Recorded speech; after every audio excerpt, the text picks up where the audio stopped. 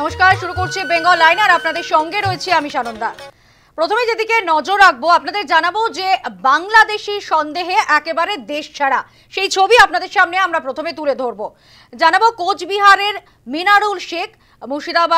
মিনারুল শেখ তিনি দিল্লিতে পাড়ি দিয়েছিলেন বাংলা থেকে কাজের জন্য এবং দিল্লিতে নালাসোপারা এলাকায় তিনি থাকতেন, কিন্তু হঠাৎই সন্দেহ হওয়ায়, বাংলাদেশি বলে সন্দেহ হওয়ায় তাকে কিন্তু সে সীমান্তরক্ষী বাহিনীর হাতে এই মিনারুল শেখ তিনি ধরা পড়েন এবং তাকে কিন্তু প্রায় জোর করেই একরকম বাংলাদেশে পুশব্যাক করা হয়, এমনই অভিযোগ সামনে এসেছে।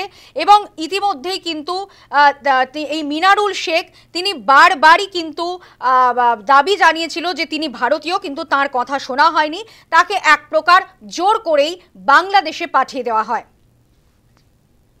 আমাদের সঙ্গে সরাসরি রয়েছেন আমাদের প্রতিনিধি হীরক রায়। হীরক, একেবারে যে ছবি উঠে আসছে যে বাংলাদেশি সন্দেহে একেবারে দেশছাড়া হতে হলো বাংলারই এক শ্রমিককে।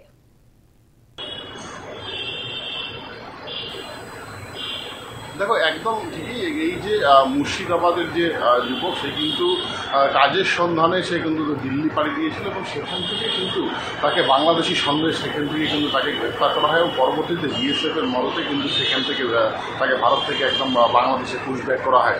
শুধু মুর্শিদাবাদে যে জানা যাচ্ছে, মুর্শিদাবাদের দুজন যুবক এবং পূর্ব বর্ধমানের একজন যুবক, তাদেরকে কিন্তু বাংলাদেশে পুশব্যাক করা হয়েছিল এবং পরবর্তীতে কোচবিহার জেলা পুলিশের পক্ষ থেকে মুর্শিদাবাদের পুলিশের সঙ্গে যোগাযোগ করা হয় এবং পরবর্তীতে তাদের যে ডকুমেন্টস, সেই ডকুমেন্টসগুলো কিন্তু সেখানটায় কিন্তু ভেরিফাই করা হয়। অবশ্যই কিন্তু বিএসএফের মদতে পরবর্তীতে কিন্তু তাদেরকে আবার ভারতে ফিরিয়ে নিয়ে আসা হয় এবং আজকে কিন্তু তারা কোচবিহার পুলিশের কাছেই রয়েছেন এবং আগামীকাল সম্ভবত তাদের নিজেদের বাড়িতে পাঠানোর ব্যবস্থা করবে পুলিশ। তবে তোমাকে জানিয়ে রেখি, এই যে ঘটনা, এই ঘটনায় কিন্তু স্বাভাবিকভাবে বেশ কিছু প্রশ্ন হচ্ছে, যেখানে একজন ভারতীয় সে নিজের দেশের মধ্যে কাজের সন্ধানে অন্য রাজ্যে গিয়েছিল, সেখানকার পুলিশ তাদেরকে ধরে জোর করে বাংলাদেশি বলে তাদেরকে পুশব্যাক করানো হলো বাংলাদেশে।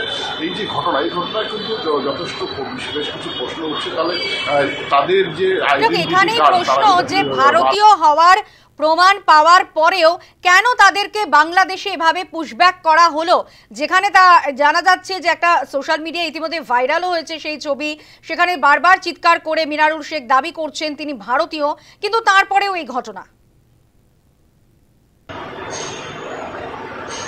একদম একদম ঠিক বলছেন যে মিনারুল শেখ তিনি কিন্তু পরিষ্কারভাবে যেটা বলছেন যে তাদেরকে কিন্তু 13 তারিখ মধ্যরাত্রিটা ভোর রাতে, অর্থাৎ 3:30 থেকে 4টে নাগাদ তখন কিন্তু তাদেরকে জোর করে বাংলাদেশে পাঠানো হয় এবং কার্যত বলা যেতে পারে গান পয়েন্টে পাঠানো হয়। তাদের বলা হয় পিছন ফিরে তাকালে কিন্তু গুলি করে দেওয়া হবে এবং এই যে পরবর্তীতে তারা বাংলাদেশে যখন পৌঁছায়, বাংলাদেশে পৌঁছানোর পর তাদের যে ভাষা, সেই ভাষা শুনে কিন্তু বাংলাদেশি তারা কিন্তু তাদেরকে বলেন তারা বাংলাদেশি নন, তারা কি ভারতীয় প্রশ্ন করা হলে তারা কিন্তু সমস্ত বিষয়গুলো জানান এবং তাদের যে ভিডিও, সেই ভিডিওগুলো সোশ্যাল মিডিয়াতে ভাইরাল হয়ে যায় এবং পরবর্তীতে বাংলাদেশি যারা নাগরিক রয়েছে তাদের মদতে তারা বাড়িতে ফোন করেন। ফোন করার পর পুলিশ প্রশাসনের সঙ্গে যোগাযোগ হয়, কোচবিহার জেলা পুলিশ এবং তাদের এবং মুর্শিদাবাদের পুলিশ এবং পূর্ব বর্ধমানের পুলিশ, তারা কিন্তু বিএসএফের সঙ্গে যোগাযোগ করেন। তাদের যে নথিপত্র সেগুলো কিন্তু তাদের বাড়ির থেকে সংগ্রহ করে সেগুলো জমা দেন বিএসএফের কাছে।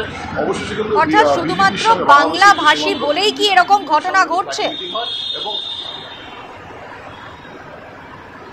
এই যে প্রশ্ন, এই প্রশ্নটা কিন্তু স্বাভাবিকভাবেই আসছে, যেহেতু তারা বাংলাভাষী, সেই বাংলাভাষী কারণেই বাংলাদেশি সন্দেহ করা হচ্ছে, এমনটাই কিন্তু তাদের দাবি। এবং তোমাকে জানিয়ে রেখি, শুধু এই যে গত কিছুদিন যদি আমরা কিছুদিনের মধ্যে যদি দেখি যে কোচবিহারের যে ভারত বাংলাদেশ সীমান্ত, সেই ভারত বাংলাদেশ সীমান্তে কিন্তু বেশ কিছু ঘটনা ঘটে গিয়েছে, যেমন জিরো পয়েন্টে কিন্তু তোমার বিভিন্ন সময় বেশ কিছু বাংলাদেশি অথবা বেশ কিছু ভারতীয়দের দেখা গিয়েছিল, কারণ তারা দাবি করেছিল তারা ভারতীয়, তারা বেশ কয়েকজন দাবি করেছিল তারা বাংলাদেশি। তাদের জিরো পয়েন্টের দীর্ঘক্ষণ আটকে ছিল, একদিকে বিজেপি তাদের ভারত বা বাংলাদেশে ঢুকতে দিচ্ছিল না এবং যারা বিএসএফ ভারতে আসতে দিচ্ছিল না। এই অবস্থায় কিন্তু তারা দিনভর থাকার পর রাতে তারা কোথায় গেল তার কোনো হদিশ নেই, অর্থাৎ তারা কি ভারতে ফিরে আসলো নাকি বাংলাদেশে চলে গেল। এই তথ্য কিন্তু বিএসএফের পক্ষ থেকেও কোনোদিন সেটা প্রকাশ করা হয়নি এবং পুলিশের পক্ষ থেকে সেই জায়গার থেকেই প্রশ্ন উঠছে, তবে কি বেশ কিছু এই যে মিনারুল শেখ রয়েছে, এদের মতো আরও কি বেশ কিছু ভারতীয় তারা কি এইভাবে কি পুশব্যাক হয়ে গিয়েছে বাংলাদেশে, এই প্রশ্ন কিন্তু স্বাভাবিকভাবেই উঠছে। ধন্যবাদ হীরক। আমরা কথা বলছিলাম, সরাসরি ছিলেন আমাদের প্রতিনিধি হীরক রায়।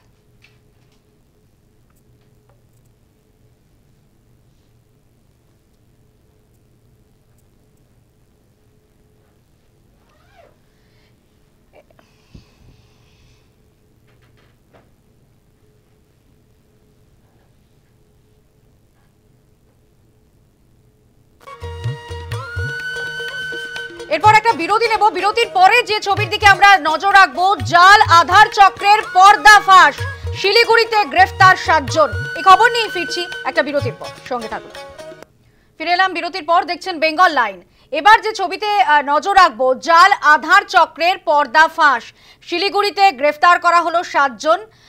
পুলিশ একেবারে ক্রেতা সেজে হানা দেয় একটি শিলিগুড়ির, জানা যাচ্ছে ইস্টার্ন বাইপাস এলাকায় একটি স্টুডিওতে চলতো এই জাল আধার, জাল ভোটার কার্ড, জাল প্যান কার্ডের রমরমা, এবং তারই পর্দাফাঁস করল পুলিশ। ক্রেতা সেজে পুলিশি হানা, এবং এরপরেই গ্রেফতার করা হয় 7 জনকে।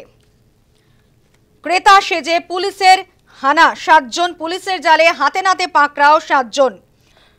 স্টুডিওতে চলতো রমরমা জালিয়াতির কারবার, ভোটার কার্ড, আধার কার্ড এবং এরই পাশাপাশি প্যান কার্ডের জালিয়াতির কারবার চলতো এই স্টুডিওতে। পুলিশ কি বলছে এই প্রসঙ্গে একবার শোনাবো।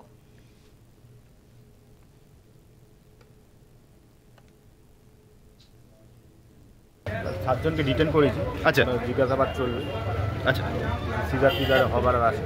আধার কার্ড প্রচুর পাওয়া গেছে সাহেব? কিছু পাওয়া গেছে, পরবর্তী তদন্ত এখানে এনকোয়ারিটা শেষ হোক তারপরে।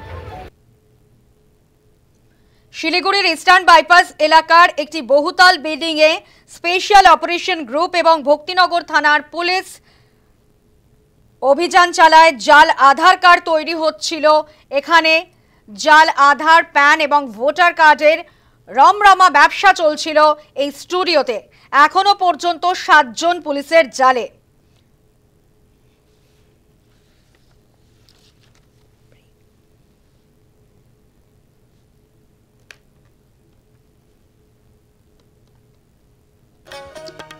বেঙ্গল লাইনে একটা বিরতি নেব, বিরতির পর যে খবরের দিকে আমরা নজর রাখবো, হুগলিতে বেসরকারি বাস ধর্মঘটের ছবি সকাল থেকেই আপনাদের দেখিয়েছি। টোটো অটো দৌড়াতের প্রতিবাদেই এই ধর্মঘট। যদিও এই ধর্মঘট উঠেছে, আগামী দিনে যদি এর ফল না পাওয়া যায় তাহলে কিন্তু বড়সড় ধর্মঘটের হুঁশিয়ারি দেওয়া হয়েছে। এই খবর নিয়ে ফিরছি একটা বিরতির পর, সঙ্গে থাকুন। ফিরে এলাম বিরতির পর, দেখছেন বেঙ্গল লাইন। টোটো অটো এবং ট্রেকার গাড়ির দৌড়াতে বাস ধর্মঘট, বেসরকারি বাস ধর্মঘট বাস ইউনিয়নগুলির। হুগলিতে আপনাদের যে ছবি আমরা তুলে ধরছি, সকাল থেকেই বাস বন্ধের প্রভাব পড়েছে যাত্রীদের। হুগলি জেলার 4টি মহকুমার মধ্যে সব থেকে বেশি আরামবাগ মহকুমাতে প্রভাব পড়েছে। এই বাস স্ট্যান্ড থেকেই অন্যান্য জেলার বাস সংযোগ রয়েছে। স্বাভাবিকভাবেই সকালে রাস্তায় বেরিয়ে যথেষ্ট সমস্যার মধ্যে পড়েছেন সাধারণ মানুষ। আমাদের সঙ্গে টেলিফোন লাইনে রয়েছেন আমাদের প্রতিনিধি তাপস লাহা। তাপস, আমরা সকাল থেকেই দেখেছি যে সাধারণ মানুষ যথেষ্ট সমস্যায় পড়েছেন, কিন্তু তারা অবিলম্বে চাইছেন যে টোটো অটো এইসব গাড়িগুলো রাজ্য সড়কের ওপর চলাচল বন্ধ হোক, না হলে কিন্তু বাস ইউনিয়নগুলো ধর্মঘট অনির্দিষ্টকালের জন্য চলবে, এমনটাও হুঁশিয়ারি দিচ্ছেন। দেখো, মূলত টোটো, অটো এবং ট্রেকার সহ বিভিন্ন গাড়ির এই ধরনের গাড়িগুলোর প্রতিবাদ জানি, অর্থাৎ এই যেভাবে দৌরাত্ম্য বেড়েছে জেলা জুড়ে, তারই প্রতিবাদে আজকে হুগলির যে বাস ধর্মঘটগুলো, বাস ইউনিয়নগুলোর ডাকে সারাদিন ব্যাপী আজকে ধর্মঘট করা হয় তাদের, তার ফলে সকাল থেকেই যে বাস যাত্রীরা তারা কিন্তু ব্যাপক সমস্যার মধ্যে পড়ে। মূলত বাস যাত্রীদের যেটা অভিযোগ, যে সকাল থেকে তারা যখন আসে তখন দেখতে পাচ্ছে বাসের এই সমস্যা, এবং যেহেতু মূলত হুগলিতে 4টি মহকুমা রয়েছে তার মধ্যে সবচেয়ে বেশি প্রভাব পড়েছে আরামবাগে। তার কারণ জেলার অন্যত্র পড়লেও আরামবাগে সবচেয়ে বেশি, তার অন্যতম কারণ এই আরামবাগ মহকুমা থেকে, অর্থাৎ আরামবাগের যে বাস স্ট্যান্ড রয়েছে সেখান থেকে জেলার অর্থাৎ অন্যান্য জেলারও সংযোগ রয়েছে। তার ফলে অন্যান্য জেলার যার ফলে বিভিন্ন জেলাতে যেতে না পারার কারণে সমস্যা বেশি তৈরি হয়েছে। তাই বাধ্য হয়ে তাদের যে টোটো অটোর বিরুদ্ধেই কিন্তু মূলত আন্দোলন, সেই টোটো অটোতেই বেশি ভাড়া দিয়ে তাদের যেতে হয়েছে। স্বাভাবিকভাবে যাত্রীরা যথেষ্ট ক্ষুব্ধ। যাত্রীদের যেটা দাবি, প্রশাসন অন্তত অন্তত বিষয়টা খতিয়ে দেখুক। যদিও বাস ইউনিয়নের নেতৃত্বে যেটা দাবি যে তারা কিন্তু বারংবার সরকারের প্রশাসনের কাছে আবেদন আগেও জানিয়েছিলেন, তারপরেও কোনো সুরাহা না হওয়াতেই তাদের এই ধর্মঘটের পথে যেতে হয়েছে। যদিও বিকেলের দিকে জেলা প্রশাসনের সাথে একটা তাদের বৈঠক হয়, সেই প্রশাসনের সিদ্ধান্ত অনুযায়ী আগামীকাল সকাল থেকে আবার বাস ধর্মকর্তারা তুলে নিচ্ছে, অর্থাৎ বাস চলাচল স্বাভাবিক হবে। যদিও তারা টোটো অটোর এই দৌরাত্ম তারা প্রশাসনের উপর নজর রাখবে, যদি আগামী 10 দিনের মধ্যে নিয়ন্ত্রণ যদি না হয় তাহলে কিন্তু ফের 10 দিন পরে তারা অনির্দিষ্টকালের জন্য ধর্মঘটে যাবে।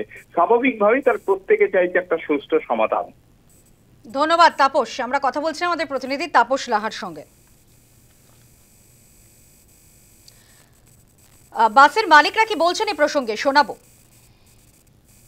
যাতে মানুষ মানে চিরস্থায়ীভাবে সমস্যায় না পড়ে সেই জন্যে বলতে পারেন এই কয়েকদিন বা কয়েকটা ঘন্টার বন্ধ হয়েছে। কারণ যদি বাস পরিষেবা চিরতরে মুখ থুবড়ি খেয়ে পড়ে তখন এই জনসাধারণের বা যাত্রীদের কী হবে সেই কথা মাথায় রেখেই আজকে আমাদের এই বন্ধ। আরামবাগ 24পুর রুট অলরেডি বন্ধ হয়ে গেছে, যেখানে 8খানা বাস চলতো, একটাও বাস চলে না। তার কারণ একটাই, শুধুমাত্র টোটো, অটো আর ট্রেকারের দৌরাত্ম্য। আরামবাগ মদনপুর রুট বন্ধ হয়ে গেছে। তিরোল রুটে 14টা গাড়ি চলতো, এখন একটা চলে। কুমারগঞ্জ আরও ইত্যাদি ইত্যাদি কত নাম বলবো, যে 8 বছর ধরে এই রুটগুলো সব বন্ধ হয়ে রয়েছে। আমাদের দাবি তো একটাই, আমাদের দাবি অনৈতিক দাবি নয়, আমাদের নৈতিক দাবি যে স্টেট হাইওয়ে অর্থাৎ রাজ্য সড়কের ওপর এই অটো, ট্রেকার, ম্যাজিক এগুলোকে নিয়ন্ত্রণ করা হোক, বাস পরিষেবাকে সক্রিয় করা হোক। বাস যাত্রীরা এই প্রসঙ্গে কি জানাচ্ছেন শোনাবো। বাইরে বেরিয়ে হয়রানি হচ্ছে, টাকা পয়সার সমস্যা, তারপর আবার যাতায়াতের প্রবলেম, সব দিক থেকেই সমস্যা না। অনেকটা রাস্তা যাদের জার্নি করতে হয় না, প্রচুর সমস্যার মধ্যে পড়তে হচ্ছে। হ্যাঁ, কলেজ ওর তো মানে রেগুলার যাদের যাতায়াত প্রচুর সমস্যা হচ্ছে না। ইয়াদপুর থেকে। না আমরা জানতাম না। হ্যাঁ, এসেই শুনছি যে বাস চলছে না। এখন কি করবো, বাস যদি পাই তাহলে যাবো, নাহলে যাবো না। বেঙ্গল লাইনে এবার একটা বিরতির পর যে খবরের দিকে নজর রাখবো, ভাঙা সেতুর মেরামতির দাবিতে বিক্ষোভ ক্যানিংয়ে। এই খবর নিয়ে ফিরছি একটা বিরতির পর, সঙ্গে থাকুন। ফিরে এলাম বিরতির পর, দেখছেন বেঙ্গল লাইন। এবার যে খবরের দিকে আমরা নজর রাখবো, সেতুর মেরামতির দাবিতে বিক্ষোভ ক্যানিংয়ে। দীর্ঘদিন ধরেই এই কাঠের সেতুটি পড়ে রয়েছে এবং তার কোনো বারবার প্রশাসনের কাছে অভিযোগ জানানো হচ্ছে, কিন্তু তারপরেও কিন্তু দেখা যাচ্ছে এই ভাঙা সেতুটার কোনো কাজ হচ্ছে না। বারবার কিন্তু আবেদন জানানো হচ্ছে এলাকাবাসীদের তরফ থেকে, কিন্তু তারপরেও কিন্তু কোনো মেরামতির কোনো প্রয়াস লক্ষ্য করা যাচ্ছে না। দীর্ঘদিন ধরেই সেতুর বেহাল অবস্থার ছবি নজরে আসছে। আমাদের সঙ্গে রয়েছেন আমাদের প্রতিনিধি প্রসেনজিৎ সাহা। প্রসেনজিৎ, বারবার এলাকার মানুষ বিক্ষোভ দেখাচ্ছেন, বলছেন, কিন্তু মেরামতির কোনো উদ্যোগই নিচ্ছে না প্রশাসন, এমনই অভিযোগ সামনে আসছে। একেবারেই সানন্দা, দেখো প্রায় 15 বছর আগে এই যে ডাবু খাল ক্যানিংয়ের, যেখানে কিনা উত্তর অঙ্গদবেড়ি এবং দক্ষিণ অঙ্গদবেড়িয়া দুপারের সংযোগকারী যে সেতু ছিল, কংক্রিটের সেতু, সেটি আচমকাই একদিন ভেঙে পড়ে যায় এবং তারপর দিনের পর দিন সেখানে সেতু ছিল না। অবশেষে প্রশাসন সেখানে একটি কাঠের সেতু করে, আর সেই কাঠের সেতুটিও গত 4 বছর আগে সম্পূর্ণভাবে ভেঙে গিয়েছে, তেমনটাই বলা যায়। তার কারণ সেতুর যা অবস্থা এই মুহূর্তে, তা দিয়ে সাধারণ মানুষ অন্তত চলাচল করতে পারে না। এখান থেকে চলাচল করতে গেলে প্রত্যেক দিনই দুর্ঘটনার কবলে পড়তে হচ্ছে সাধারণ মানুষকে। সেতু থেকে পড়ে গিয়ে হাত পা ভাঙছে। বারবার প্রশাসনের নজরে আনা হয়েছে বিষয়টি, কিন্তু এখনো পর্যন্ত এই সেতু মেরামতি বা এখানে নতুন সেতু তৈরি করার কোনো রকম উদ্যোগ প্রশাসনের তরফ থেকে নেওয়া হয়নি। আর সেই কারণেই এলাকার মানুষজন তারা যথেষ্ট ক্ষুব্ধ। প্রত্যেকবারই ভোট আসে, ভোটের সময় নেতৃত্বরা, বিভিন্ন দলের রাজনৈতিক নেতারা, এলাকার যারা বিধায়ক বা অন্যান্য যারা রাজনৈতিক জনপ্রতিনিধিরা রয়েছেন, তারা এলাকায় আসেন, সাধারণ মানুষকে নানা ধরনের আশ্বাস দেন, কিন্তু কাজের কাজ কিছু হয় না। সামনেই বিধানসভা ভোট যেহেতু রয়েছে, সেই কারণে এলাকার মানুষের দাবি যে অবিলম্বে সেতু তৈরি হোক, আর তা না হলে এলাকায় যদি এই ধরনের রাজনৈতিক নেতৃত্ব বা জনপ্রতিনিধিরা আসেন, তাহলে কিন্তু তারা তাদের সাথে তাদের কাছ থেকে বিষয়টা বুঝে নেবেন, অর্থাৎ তাদেরকে হুমকি দিয়েছেন। বিভিন্ন সরকারি এবং বেসরকারি দফতরে যেতে গেলেও তো এই কাঠের সেতুই একমাত্র ভরসা। একেবারে দেখো, এই কাঠের সেতুই অন্যতম ভরসা, তার কারণ দুদিকের প্রায় 5টি গ্রাম পঞ্চায়েতের মানুষের অন্যতম যোগাযোগের মাধ্যম কিন্তু এই কাঠের সেতুটি। আর এখান থেকেই পাশের কলেজ রয়েছে, বঙ্কিম সর্দার কলেজ, ITI কলেজ রয়েছে, একাধিক হাই স্কুল রয়েছে, অঙ্গনওয়াড়ি কেন্দ্র রয়েছে। সেই সমস্ত জায়গায় যেতে গেলে সাধারণ মানুষকে যথেষ্ট সমস্যায় পড়তে হয়। সবথেকে বেশি সমস্যায় পড়তে হয় হাসপাতালে যাওয়ার জন্য রোগীদেরকে। এবং এই সেতু না থাকার কারণে বা এই সেতু ভগ্নদশা হওয়ার কারণে প্রায় 4-5 কিলোমিটার রাস্তা ঘুরে তবে তাদেরকে যেতে হয়। কিন্তু এই সাধারণ মানুষের দাবি মেনে অবশ্য ক্যানিং পশ্চিমের বিধায়ক পরেশরাম দাস তিনি জানিয়েছেন যে সেতুর টেন্ডার ইতিমধ্যেই হয়ে গিয়েছে। কাঠের সেতু আগামী কয়েকদিনের মধ্যেই সেখানে তৈরি হবে এবং এলাকার সাধারণ মানুষের প্রয়োজনে এখানে একটি কংক্রিটের সেতু তৈরি করা হবে এবং সেটাও খুব তাড়াতাড়ি এখন দেখার যে আশ্বাস পাওয়ার পর এই ভাঙা সেতুর আদৌ মেরামতি হয় কিনা। আপাতত ধন্যবাদ প্রসেনজিৎ তোমায়। আমরা সরাসরি ছিলাম, আমাদের প্রতিনিধি ছিলেন প্রসেনজিৎ সাহা। স্থানীয়রা এ প্রসঙ্গে কি জানাচ্ছেন শোনাবো আপনাদের। আমাদের বিক্ষোভ, আমাদের এই ব্রিজটা নতুন করে, এই ব্রিজটা কংক্রিটের ব্রিজ আজ থেকে 20 বছর আগে ভেঙে গেছে। শুধু সরকার আশ্বাস দিয়ে এই পর্যন্ত এসে এবারে মানুষের নিত্য প্রয়োজনীয় দিন যেন হাহাকার হয়ে পড়ছে। প্রত্যেক দিন কোনো না কোনো মানুষের বিপদ হচ্ছে। সরকার এদিকে বারবার করে অনুরোধ করার পরেও কোনো দিকে তাকাচ্ছে না। সামনে ভোট আছে, সরকারের আমরা অনুরোধ করছি যেন এই ব্রিজটা তাড়াতাড়ি হয়ে যায়। বিক্ষোভ দেখাচ্ছে এই ব্রিজটার জন্য। এই ব্রিজটায় আমাদের বাচ্চা বলো, স্কুল বলো, সবাই ছাত্র ছাত্রী, কলেজে প্রচণ্ড মানুষ এখান থেকে যাতায়াত, মানে বয়স্ক মানুষ, বুড়ো বুড়ি সব যাতায়াত করে। যদি ব্রিজটা এরম হয়ে পড়ে থাকে কোনো মানুষ কি এই ব্রিজটা থেকে যাতায়াত করতে পারে? আমরা তো মানুষ বাস করি না বাবা, আমরা কি মানে পশু জানোয়ারটা বাস করি সরকারদের কাছে? সরকারটা কি আমাদের পশু ভাবে যে ব্রিজটা আমরা এরম ভাবে পারাপার হব? এ প্রসঙ্গে স্থানীয় তৃণমূল নেতৃত্ব কি জানাচ্ছেন শোনাবো। দেখুন, এই ব্রিজটা, প্রথম কথা হচ্ছে ব্রিজটা অত্যন্ত গুরুত্বপূর্ণ ব্রিজ। এটা বেশ কিছুদিন আগে এটা টেন্ডার হয়েছিল, কাজও হয়েছিল। যেহেতু কাঠের ব্রিজ, ওখান থেকে হাজার হাজার মানুষ যায়, ওটা আবার ভগ্নদশা অবস্থায় ভেঙে যায়। আবার নতুন করে মাননীয় মন্ত্রী সাহেবকে আমি ক্যানিংয়ের 4 থেকে 5খানা ব্রিজ দিই। মন্ত্রী সাহেবের ওখান থেকে 11 লক্ষ টাকা এটা টেন্ডার হয় কাঠের ব্রিজ, এবং আজকের বা আগামীকাল সকালবেলায় এই ব্রিজটা আবার নতুন করে আবার কাজ শুরু হবে, যিনি ওয়ার্ক অর্ডার পেয়েছেন। কিন্তু যেহেতু কাঠের ব্রিজ, এটা আবার বেশ কিছুদিন পর কিন্তু আবার ভাঙবে, সেই জন্য আমি সিদ্ধান্ত নিয়েছি। সুন্দরবন ডেভেলপমেন্ট বোর্ডের আমি একজন মেম্বার। সেই মেম্বারের যে আমার টাকা প্রায় বছরে 20 কোটি বা 24 কোটি টাকা পাই, সেখান থেকে 3.5 কোটি টাকা দিয়ে এই ব্রিজটা আগামী দিন পুরোপুরি আমি কমপ্লিট করব। বেঙ্গল লাইনে একটা ব্রেক নেব, তবে বিরতির পর যে খবরের দিকে নজর রাখবো, কলাইকুণ্ডায় কারখানায় বিস্ফোরণ, এক শ্রমিকের মৃত্যু। এই খবর নিয়ে ফিরছে একটা বিরতির পর, সঙ্গে থাকুন। ফিরে এলাম বিরতির পর, দেখছেন বেঙ্গল লাইন। কলাইকুণ্ডায় কারখানায় বিস্ফোরণের ছবি সামনে এসেছে। ইতিমধ্যেই এই বিস্ফোরণে এক শ্রমিকের মৃত্যু হয়েছে। 500 মিটার দূরে ছিটকে পড়ে দেহ। আপনাদের যে ছবি তুলে ধরছি, বিকেলে খড়গপুর গ্রামীণের কলাইকুণ্ডা এলাকার হরিয়াতারা এলাকায় একটি কেমিক্যাল গ্লিসারিন কারখানায় ভয়াবহ বিস্ফোরণ ঘটে। আমরা কথা বলবো, আমাদের সঙ্গে টেলিফোন লাইনে রয়েছেন আমাদের প্রতিনিধি সুদীপ নন্দী। সুদীপ, ঠিক কি হয়েছে বিষয়টা? বিস্ফোরণে একজন শ্রমিকের মৃত্যু পর্যন্ত হয়েছে। দেখা গেছে যে, যেটা স্থানীয় সূত্রে যেটা জানা গেছে যে, ওই যে কারখানা, গ্লিসারিন কারখানা ছিল খড়গপুর গ্রামীণের যে কলাইকুণ্ডা যে হরিয়াতারা অঞ্চল, সেখানে সেই কারখানাটি ছিল। সেই কারখানায় কিন্তু ওয়েল্ডিং এর কাজ চলছিল, এবং ওয়েল্ডিং এর কাজ চলাকালীন কিন্তু হঠাৎ করে যে স্টোর চেম্বারটাকে সেটি কিন্তু ব্লাস্ট করে, এবং সেখানে কর্মরত এক শ্রমিক ছিলেন। সেই শ্রমিক কিন্তু সেই ব্লাস্টে কিন্তু আহত হন, এবং তারপরে কিন্তু তার দেহ কিন্তু খণ্ড বিখণ্ড হয়ে ছিটকে পড়ে পাশের ধান জমিতে। এবং এই ঘটনায় কিন্তু এত তীব্রতা ছিল যে বিস্ফোরণের আওয়াজ, সেই আওয়াজে কিন্তু রীতিমতো গোটা এলাকা কেঁপে ওঠে এবং স্থানীয় বাসিন্দারা ছুটে আসে। এবং এই ঘটনার পরই কিন্তু সেইখানে কিন্তু দমকল পৌঁছায় এবং খড়গপুর গ্রামীণ থানার পুলিশ পৌঁছায়। যেটা জানা গেছে যে কর্মী ছিলেন এই গ্লিসারিন কারখানার, সেই কর্মীর বাড়ি কিন্তু বিহারে, এবং তার নাম হচ্ছে মনোজিৎ কুমার বলে জানা গিয়েছে।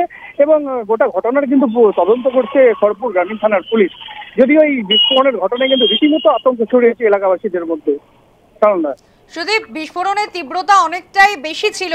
ঠিক কি কারণে বিস্ফোরণের ঘটনা পুলিশ কিছু জানাচ্ছে? দেখো, এখনো পর্যন্ত পুলিশ পুরো বিষয়টা তদন্ত করছে। এখনো কি কারণে বিস্ফোরণ ঘটেছে সে বিস্ফোরণের কারণ কিন্তু জানা যায়নি।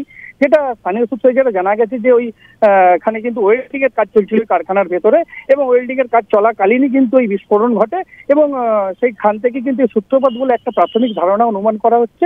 যদিও পুরো বিষয়টা কিন্তু তদন্ত করছে খড়গপুর গ্রামীণ থানার পুলিশ। ধন্যবাদ সুদীপ। আমরা কথা বলছিলাম আমাদের প্রতিনিধি সুদীপ নন্দীর সঙ্গে। কলাইকুণ্ডায় কারখানায় বিস্ফোরণে মৃত্যু এক শ্রমিকের। 500 মিটার দূরে ছিটকে পড়ে দেহ। বিস্ফোরণের তীব্রতা এতটাই ছিল যে গোটা এলাকায় আতঙ্কিত হয়ে পড়ে এলাকাবাসীরা। ঘটনায় একজন শ্রমিকের মৃত্যু হয়েছে।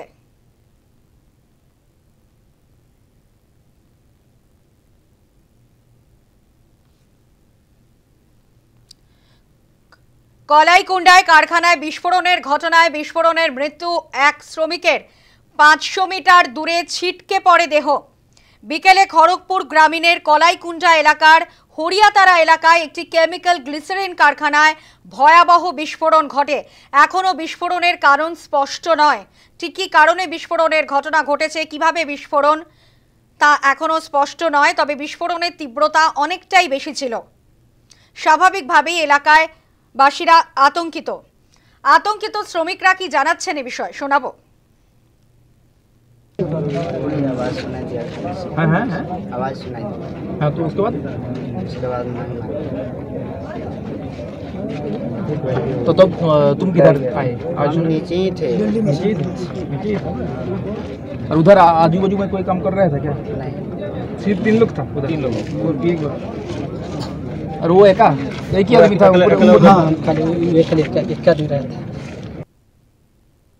সুদীপ, আমরা শ্রমিকদের বক্তব্য শুনলাম, তারা কিন্তু যথেষ্ট আতঙ্কিত। কারখানা কর্তৃপক্ষ বিষয়ে কিছু জানাচ্ছে? তাদের তরফে কোনো প্রতিক্রিয়া পাওয়া গিয়েছে? তরফে কিন্তু কোন রকম কোনো প্রতিক্রিয়া পাওয়া যায়নি এই ঘটনায়।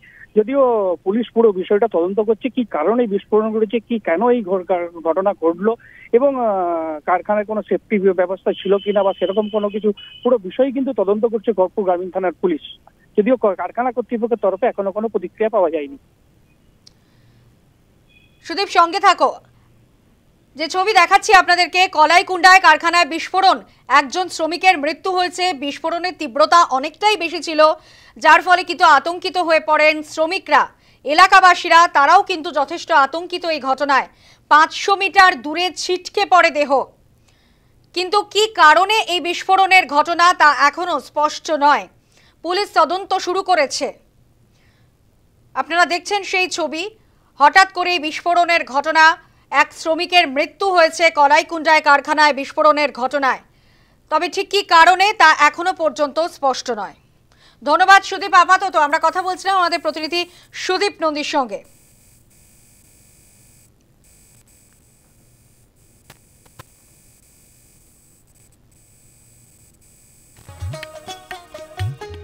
বেঙ্গল লাইনে একটা বিরতি নেব এবং বিরতির পর যে ছবিতে নজর রাখবো, বাজারে ঢুকলো মরশুমের প্রথম ইলিশ। এই খবর নিয়ে ফিরছি একটা বিরতির পর, সঙ্গে থাকুন। ফিরে এলাম বিরতির পর, দেখছেন বেঙ্গল লাইন। বাজারে ঢুকলো মরশুমের প্রথম ইলিশ। নামখানায় 25 টন ইলিশ। স্বাভাবিকভাবেই মৎস্যজীবীদের মুখে হাসি। মরশুমের প্রথম ইলিশ বাজারে ঢুকলো। নামখানায় 25 টন ইলিশ বাজারে এসেছে। সোমবার সকালেই নামখানার খিয়াঘাটে প্রায় 25টি ট্রলার ইলিশ নিয়ে ফিরেছে।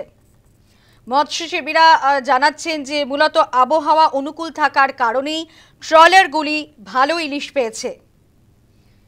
এরকম আবহাওয়া থাকলে আগামী কয়েকদিনের ভিতরে বাজারে আরও বেশি পরিমাণ ইলিশ আসার সম্ভাবনা তৈরি হয়েছে। একদিনের ফিশিংয়ে প্রায় 25 টন ইলিশ বাজারে ঢুকলো। স্বাভাবিকভাবেই মুখে হাসি মৎস্যজীবীদের।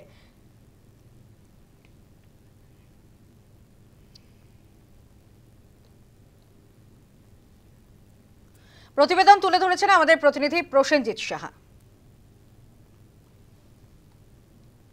এবারে বাঙালির পাতে পড়তে চলেছে রূপালী শস্য, অর্থাৎ ইলিশ ভাপা, ইলিশ পোস্ত থেকে শুরু করে ইলিশের নানা ধরনের পদ। তার কারণ মৎস্যজীবীদের ওপরে যে নিষেধাজ্ঞা ছিল 14 জুন পর্যন্ত, তা উঠে যেতেই 15 জুন ভোরবেলায় দক্ষিণ 24 পরগনার বিভিন্ন উপকূল থেকে মৎস্যজীবীরা রওনা দিয়েছিলেন বঙ্গোপসাগরের গভীরে ইলিশ মাছ ধরার জন্য। আর প্রথম দিনেই কার্যত প্রচুর ইলিশ ধরা পড়েছে মৎস্যজীবীদের জালে। সোমবার সকালেই 25টি ট্রলার 25 টনের মতো ইলিশ নিয়ে প্রবেশ করেছে নামখানা খেয়াঘাটে। আর সেই খেয়াঘাটে আসতেই সেই ইলিশ বাজারের উদ্দেশ্যে রওনা দিয়েছে। আগামী 2-1 দিনের মধ্যে আরও প্রচুর পরিমাণে ইলিশ ধরা পড়বে, তেমনটাই দাবি মৎস্যজীবীদের। যেহেতু আবহাওয়া অনুকূলে রয়েছে, তাই এবার প্রচুর পরিমাণে ইলিশ ধরা পড়বে বলেই আশাবাদী মৎস্যজীবীরা। দক্ষিণ 24 পরগনা থেকে প্রসেনজিৎ সাহা, নিউজ টাইম। এ বিষয়ে কি জানাচ্ছেন কাকদ্বীপ ফিশারম্যান অ্যাসোসিয়েশনের সম্পাদক বিজন মাইতি? শোনাবো। এখন আজকের আমরা প্রায় সকালে যে খবরটা পেয়েছি, যে ট্রলারগুলো আমাদের রাত্রে বেরিয়ে গেছিলো 14 তারিখ মধ্যরাত্রে, তো তারা অলরেডি একদিনে ফিশিং করে প্রায় কেউ 1 টন, কেউ 1.5 টন, কেউ 2 টন পর্যন্ত ইলিশ পেয়েছে। এরা যে সমস্ত ট্রলারে পেয়েছে তা না, একটা জোন আছে যেখানে দেখা যাচ্ছে ইলিশটা যেখানেই ছিল হয়তো ওই ট্রলারগুলো সেখানেই মাছটা পেয়েছে। তো এখনও পর্যন্ত আমাদের কাছে যা খবর আছে, আমাদের বিভিন্ন ল্যান্ডিং সেন্টারে যে ট্রলারগুলো ভিড়েছে তাতে প্রায় 25 থেকে 30 টনের মতো ইলিশ আমাদের ল্যান্ড করেছে। তো যা ওয়েদার আমরা দেখতে পাচ্ছি তাতে প্রায় যদি এরকম ভালো থাকে তাহলে কিন্তু কন্টিনিউ কিন্তু এই মাছটা আসতে থাকবে। আগামী দিন, পরশু দিন, তারপরের দিন এ করে কিন্তু একটা ভালো সংখ্যক ইলিশ আশা করা যায়। বেঙ্গল আইনে এবার যে ছবির দিকে নজর রাখবো, 3 মাসের জন্য বন্ধ হয়ে গেল উত্তরবঙ্গের জঙ্গল ভ্রমণ। অর্থাৎ পর্যটকরা এই মুহূর্তে জঙ্গল সাফারি করতে পারবেন না উত্তরবঙ্গে। আগামী 15ই সেপ্টেম্বর পর্যন্ত 3 মাস জুড়ে বন্ধ থাকবে উত্তরবঙ্গের সমস্ত জঙ্গল। পর্যটকেরা সংরক্ষিত বনাঞ্চলের ভিতর আগামী 3 মাস প্রবেশ করতে পারবেন না। তবে সংরক্ষিত বনাঞ্চলের বাইরে বাফার এলাকার সমস্ত সরকারি ইকো ট্যুরিজম কটেজ খোলা থাকবে। এই 3 মাস বন্যপ্রাণীর প্রজনন ঋতু এবং জঙ্গলে বেড়ে ওঠার কারণেই 3 মাস জঙ্গলকে বন্ধ রাখা হয়। প্রতিবেদন তুলে ধরেছেন আমাদের প্রতিনিধি প্রদীপ সরকার। আজ সোমবার থেকে আগামী 3 মাসের জন্য উত্তরবঙ্গের সমস্ত সংরক্ষিত বনাঞ্চল বন্ধ হয়ে গেল। এই আগামী 3 মাস বন্যপ্রাণীর যেমন একইভাবে প্রজনন ঋতু, পাশাপাশি বন জঙ্গলের বেড়ে ওঠার সময়, যে কারণে পর্যটকদের এই জঙ্গলে প্রবেশ নিষেধ। তবে খোলা থাকছে জঙ্গলের যে সমস্ত বাফার জোনে অবস্থিত ইকো ট্যুরিজম কমপ্লেক্স। সেই ইকো ট্যুরিজম কমপ্লেক্স বিভিন্ন বন দপ্তরের একাধিক রিসর্ট রয়েছে, এগুলোকে খোলা রাখছে। তবে একেবারে জলদাপাড়া, বক্সা থেকে দার্জিলিং পাহাড়ের সিঙ্গালীলা, সিঞ্চল এবং সমতলের অন্যদিকে গরুমারা, চাপড়ামারি সমস্ত সংরক্ষিত বনাঞ্চল বন্ধ থাকছে। তবে ইকো ট্যুরিজম কমপ্লেক্সগুলো খোলা থাকায় পর্যটকদের একটা ভিড় কিন্তু থাকবেই। জলপাইগুড়ি থেকে প্রদীপ সরকারের রিপোর্ট, নিউজ টাইম। এ প্রসঙ্গে কি বক্তব্য রাখছেন গরুমারা বন্যপ্রাণ বিভাগের ডিএফও দ্বিজপ্রতিম সেন? শোনাবো। ফরেস্টের যে ক্লোজারটা হয় ওটার ফান্ডামেন্টাল কনটেক্সট আর ফান্ডামেন্টাল রিজনটা হচ্ছে এটা যে ওটা অ্যানিমালদের ব্রিডিং সিজন। তো ওই পিরিয়ডের মধ্যে মনসুন সিজন, তো ওই পিরিয়ডের মধ্যে ওনাদের একটা সার্টেন অ্যামাউন্ট অফ সেক্লুশন আর রেস্টের প্রয়োজন হয়, যেটা যদি খুব বেশি অ্যানথ্রোপোজেনিক অ্যাক্টিভিটি হয় তো সেটার মধ্যে ওনারা ডিস্টার্ব হতে পারেন। আর it gives a period of rest আর রিজুভিনেশন ফরেস্টকে, যেখানের মধ্যে ফরেস্ট বহু অ্যানথ্রোপোজেনিক অ্যাক্টিভিটিসের থেকে রিকভার করে যায়। তো এটা ওয়াইল্ড লাইফ প্রোটেকশন অ্যাক্টের প্রভিশনের আন্ডারে chief wild life warden sir এই অর্ডারটাকে প্রমালগেট করেন। আর এটা হচ্ছে যাতে ফরেস্ট রিজুভিনেট করে, আর পরে আবার যখন খুলবে ট্যুরিস্টরা এসে আরও বেটার সার্ভিসেস যাতে পাবেন। কবে থেকে পরে বন্ধ?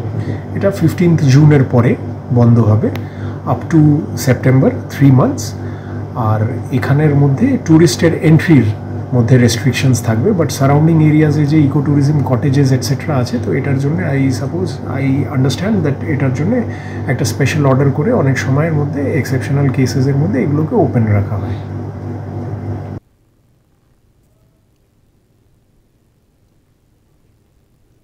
বেঙ্গল আইনে একটা বিরতি নেব, তবে বিরতির পর যে খবরের দিকে নজর রাখবো, বিমান দুর্ঘটনায় এখনো পর্যন্ত মৃতের সংখ্যা 270, শনাক্ত করা গিয়েছে 99 জনের দেহ। এই খবর নিয়ে ফিরছে একটা বিরতির পর, সঙ্গে থাকুন। ফিরে এলাম বিরতির পর, দেখছেন বেঙ্গল লাইন। আহমেদাবাদে বিমান দুর্ঘটনার 4 দিন পর সোমবার ধ্বংসস্তূপ থেকে উদ্ধার আরেকটি ব্ল্যাক বক্স। এদিন ঘটনাস্থলে আসেন এয়ারক্রাফট অ্যাক্সিডেন্ট ব্যুরো বা AAIBর তদন্তকারীরা। আমেরিকান ন্যাশনাল ট্রান্সপোর্টেশন এজেন্সির সঙ্গে AAIBও তদন্ত করছে। মনে করা হচ্ছে শীঘ্রই বিমান দুর্ঘটনার আসল কারণ সামনে আসবে। অন্যদিকে ডিএনএ পরীক্ষার মাধ্যমে এখনো পর্যন্ত 99 জনের দেহ শনাক্ত করা সম্ভব হয়েছে। 4 দিন হয়ে গেছে, এখনো বিমান দুর্ঘটনায় নিহত প্রিয়জনের দেহ হাতে পায়নি বেশিরভাগ পরিবার। প্রিয়জন হারানোর বেদনার সঙ্গে সঙ্গে দেহ না পাওয়ার যন্ত্রণাও তীব্র হয়ে উঠেছে। এখনো পর্যন্ত খুব কম দেহই উদ্ধার করা সম্ভব হয়েছে। যে দেহগুলি উদ্ধার হয়েছে তাও এত বিশ্রীভাবে পুড়ে গেছে যে চিহ্নিত করা সম্ভব হচ্ছে না। এখন একমাত্র ভরসা ডিএনএ পরীক্ষা। ডিএনএ পরীক্ষা হচ্ছে আহমেদাবাদের এক ল্যাবরেটরিতে। ডিএনএ পরীক্ষার মাধ্যমে এখনো পর্যন্ত 99 জনের দেহ শনাক্ত করা সম্ভব হয়েছে। তাদের মধ্যে 64 জনের দেহ তাদের পরিবারকে হস্তান্তর করা হয়েছে হাসপাতালের পক্ষ থেকে। 92 शव की डीएनए मैचिंग हो चुकी है। 92 डिस्पैच जो हुए हमारे यहाँ से शव ले जाने वाले की संख्या 47 है। बाकी जो पेंडिंग है उसमें से 13 लोग अभी D4 में वेटिंग में चल रहे हैं। दूसरे 2 घंटे में 8 लोग और आ रहे हैं। दूसरे शव की या दूसरे रिश्तेदार की डीएनए कंफर्मेशन के लिए वेट कर रहे हैं। वैसे हमारे पास यहाँ पर 12 लोग हैं और फैमिली के साथ डिस्कशन करके आने वाले 11 लोग हैं। দুর্ঘটনাগ্রস্ত বিমানে ছিলেন গুজরাটের প্রাক্তন মুখ্যমন্ত্রী বিজয় রূপানি। রবিবার ডিএনএ পরীক্ষার মাধ্যমে তার দেহ শনাক্ত করে পরিবারের হাতে তুলে দেওয়া হয়। সোমবার রাজকোটে পূর্ণ রাষ্ট্রীয় মর্যাদায় তার শেষকৃত্য সম্পন্ন করা হয়। পুষ্পস্তবক অর্পণ করে তাকে শ্রদ্ধা জানান গুজরাটের বর্তমান মুখ্যমন্ত্রী ভূপেন্দ্র প্যাটেল। সোমবার ধ্বংসস্তূপ থেকে ককপিট ভয়েস রেকর্ডার বা সিভিআর উদ্ধার করা হয়েছে। এর আগে ফ্লাইট ডেটা রেকর্ডারও উদ্ধার হয়েছিল, অর্থাৎ 2টি ব্ল্যাক বক্সে উদ্ধার করা সম্ভব হলো। মনে করা হচ্ছে 2টি ব্ল্যাক বক্স উদ্ধারের ফলে দুর্ঘটনার কারণ জানা যাবে। সোমবার ঘটনাস্থলে আসেন এয়ারক্রাফট অ্যাক্সিডেন্ট ব্যুরো বা এআইবির তদন্তকারীরা। আমেরিকার ন্যাশনাল ট্রান্সপোর্টেশন এজেন্সির সঙ্গে এআইবিও তদন্ত করেছে। পৃথক একটি তদন্ত কমিটির কথাও ঘোষণা করেছে অসামরিক বিমান পরিবহন মন্ত্রক। সোমবার এয়ার ইন্ডিয়ার আরও একটি ড্রিমলাইনার আকাশে অসুবিধার সম্মুখীন হয়। দিল্লিগামী এই বিমানটির যাত্রা বাতিল করে আবার হংকংয়ে ফিরে যায়। তাহলে কি গোড়ায় গলদ ড্রিমলাইনার বিমানে? প্রশ্ন উঠছে। News time.